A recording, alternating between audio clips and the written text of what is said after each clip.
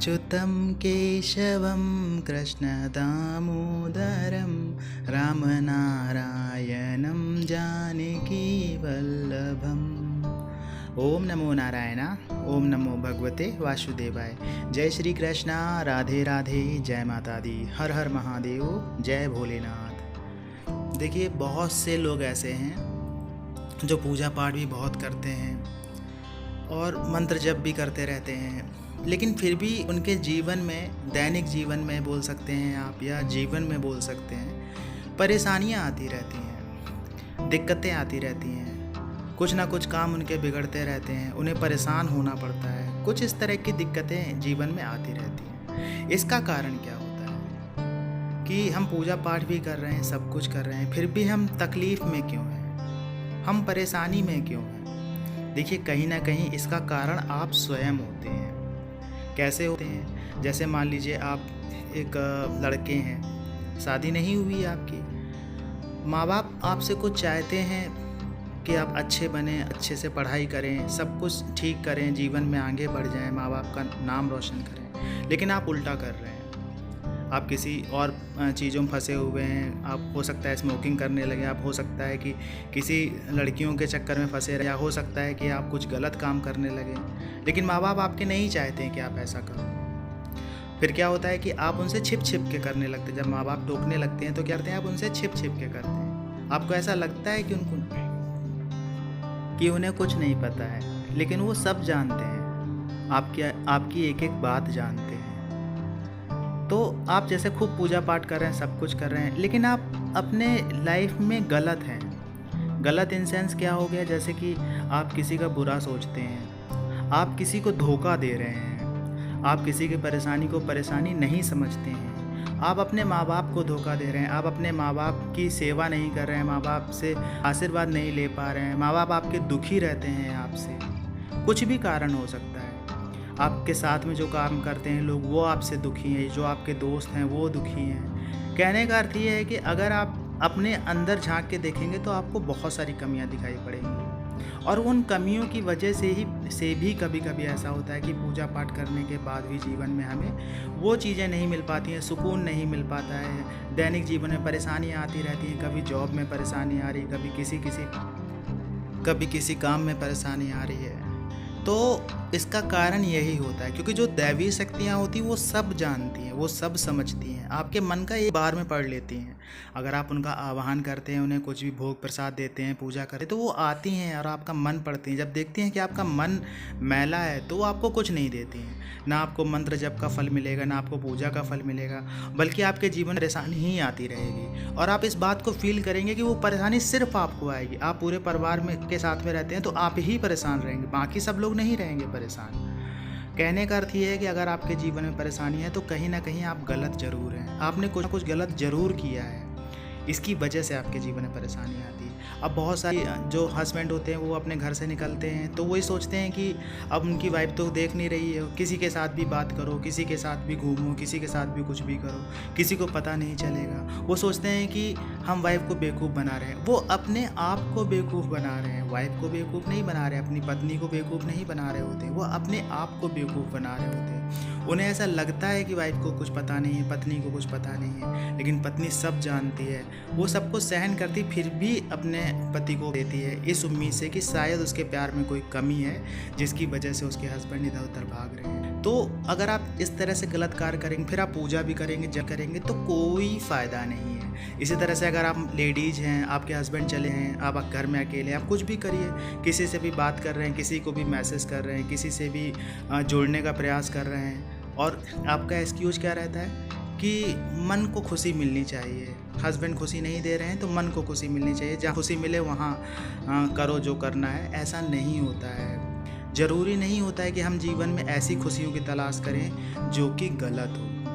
गलत ही होता है, चाहे वो कोई भी करे, चाहे हस्बैंड करे, चाहे वाइफ करे। देखिए, होता ये है कि पति करता है तो सोचता है पत्नी को नहीं पता है, पत्नी करती है तो सोचते हैं पति को नहीं पता है। दोनों ही एक दूसरे से प्यार करते रहते हैं, पता दोनों को होता है। जो दूसरा होता है उसे मालूम रहता है कि उसकी पत्नी गलत है, लेकिन फिर भी वो प्यार करता है। वो ये सोच के प्यार करता है कि शायद उसका प्यार उस जगह को भर देगा जिस जगह की वजह से वो गलत हो रही है।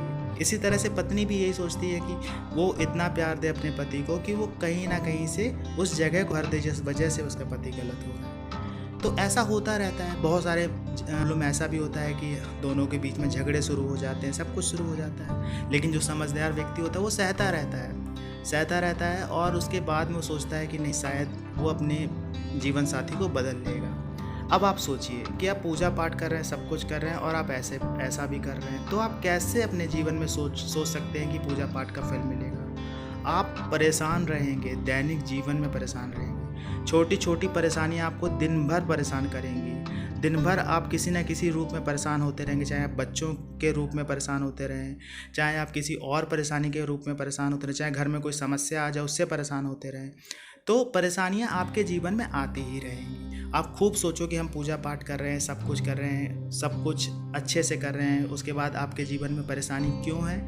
तो एक ये भी कारण होता है। अब एक कारण ये भी होता है कि आप लोगों के प्रति अच्छा नहीं सोचते हैं, लोगों को गालियां देते हैं, लोगों की बुराई करते हैं, किसी का अहित करने में आपको बिल्कुल भी संकोच नहीं होता है। अगर आपका कोई जॉब है और आप कुछ ठेकेदारी का काम करें तो आप लोगों को धोखा दे रहे हैं, गलत सामान दे रहे हैं। तो जहाँ धोखा होता है तो वहाँ पे आपकी सबसे पहले तो बरकत नहीं होती है और परेशानियाँ जीवन में आती ही रहेंगी। आप 1000 रुपये गलत तरीके से लेके आएंगे तो आप क्या सोचते हैं कि 1000 रुपये आपको फल जाएगा? वो आपके घर में या तो बीमारी लेके आएगा, या आपके घर में कुछ दुर्घटना हो जाएगी, या आपके घर में जो लोग हैं वो इस तरह से बिहेव करेंगे कि आपका जो मानसिक संतुलन होगा वो ख़राब होने लगेगा। आप मानसिक रूप से परेशान होने लगेंगे।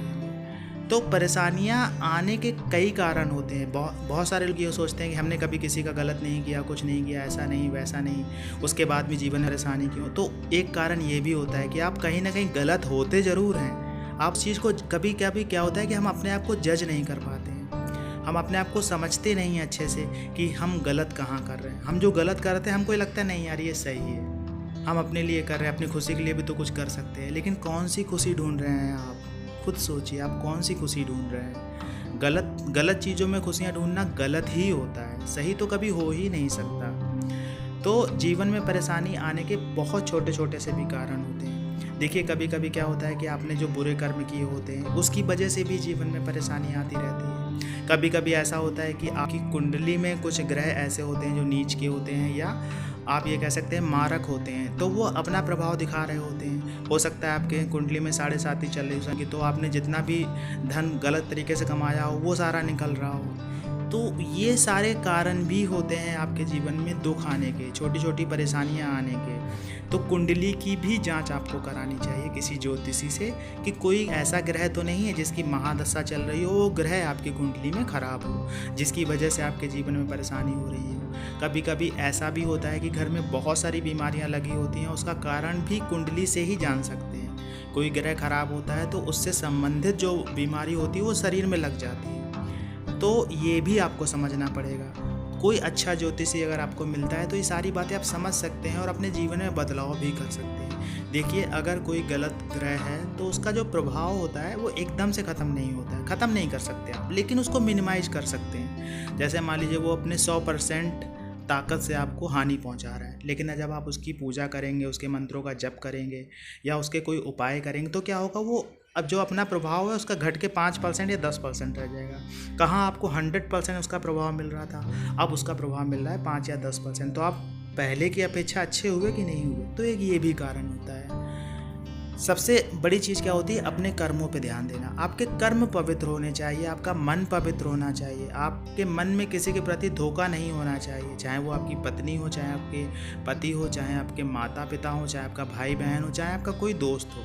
कभी भी किसी के प्रति धोखे का भाव मत रखिए। अगर आप धोखा दे रहे हैं, भले ही सामने वाले को पता नहीं है, लेकिन आप बात को याद रखिए कि आप पूजा पाठ करते हैं तो आपके साथ में कोई ना कोई शक्तियाँ होती ही होती हैं। वो आपको अनुभव नहीं होता है, लेकिन वो आपको जज करती हैं कि आप कहाँ गलत हैं, क्या गलत कर रहे हैं। पूजा पाठ के समय आप अच्छे बने रहे, लेकिन बाद में गलत कर रहे हैं, मतलब आप गलत कर रहे हैं। तो जीवन में आपके परेशानी आएगी ही आएगी, किसी ना किसी रूप में आएगी। आप तकलीफ में रहेंगे, दिन भर परेशान रहेंगे, मानसिक रूप से परेशान रहेंगे। आप दूसरों को तो मानसिक प्रताड़ना दे रहे हैं, लेकिन खुद भी कभी सुकून से नहीं रह पाएंगे। तो ये छोटी छोटी कहानियाँ हैं जो आपके जीवन में आती रहती हैं। उसके कारण भी छोटे छोटे से होते हैं। बहुत आसान, अगर आप अपने जीवन में बदलाव करते हैं तो अपने जीवन में छोटी छोटी परेशानियों से भी बच जाएंगे। बहुत सारे लोग ऐसे हैं जिनको मंत्र जप का प्रभाव ही नहीं मिलता है। कैसे मिलेगा? आप अच्छे हैं ही नहीं अंदर से, तो कैसे प्रभाव मिलेगा? कोई भी शक्ति, कोई भी मंत्र तभी कार्य करता है जब आपका शरीर पवित्र रहता है, जब आपका मन पवित्र रहता है, जब आपके इरादे पवित्र रहते हैं, जब आपका विश्वास पवित्र रहता है। तो जब आप पवित्रता पाल लेंगे अपने शरीर में तो 100% आपकी सारी चीज़ें सफल होना शुरू हो जाएंगी। आशा ये जानकारी आपको अच्छी लगी होगी। जानकारी अच्छी लगी हो तो वीडियो को लाइक करिएगा। कमेंट्स में जय माता दी, जय श्री कृष्णा, हर हर महादेव लिखिएगा। मिलते हैं आपसे अगले वीडियो में नई जानकारी के साथ में। तब तक के लिए जय श्री कृष्णा।